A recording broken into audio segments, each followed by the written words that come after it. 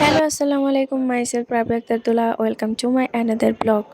সবাই কেমন আছেন অবশ্যই কমেন্ট বক্সে জানাবেন আমার রেগুলার ব্লগের মতো। তো আজকে চলে আসছি আমার ঈদের সেকেন্ড পার্ট মার্কেটে। আমি আগেই ফার্স্ট পার্ট মার্কেটে দিয়ে লিখেছিলাম যে প্রথম ধাপ মার্কেটের। তারপর আর একটা ব্লগ আপলোড করতে পারি নাই, একটুও সময় পাই নাই তার জন্য। তো আমরা ওইদিনকে বসুন্ধরার উদ্দেশ্যে রওনা দিচ্ছি। বসুন্ধরা মূলত বাচ্চাদের মার্কেটের জন্য যাচ্ছিলাম। আর প্রথমে ভাবছি আড়ং থেকে কিছু কিনবো না, আর প্রতিবারই ভাবি যে আড়ং থেকে কিছু কিনবো না, তারপর আবার যে আড়ং থেকেই সব কেনাকাটা হয়।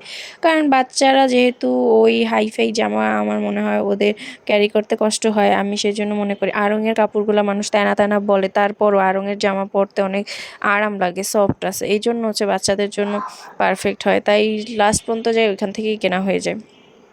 তো বসুন্ধরা যাওয়ার পরে যে আমার বাচ্চাগুলা যেহেতু আমরা তো রোজা ছিলাম, আর ওরা যেহেতু ছোট আর ওদের ক্ষুধা লেগে গেছে অলমোস্ট তখন 2টা বাজে।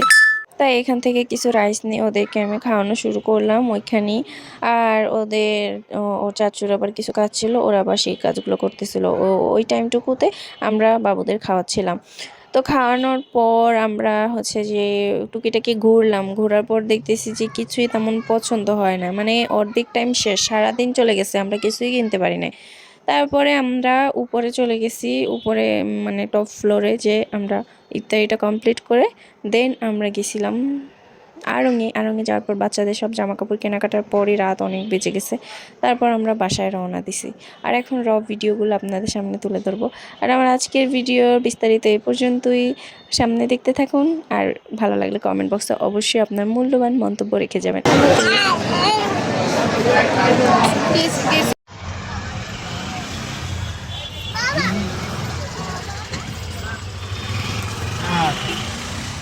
আচ্ছা, ঠিক আছে।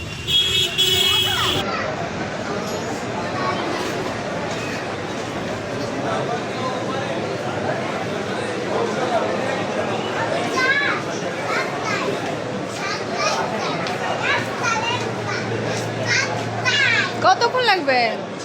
এই যে বড়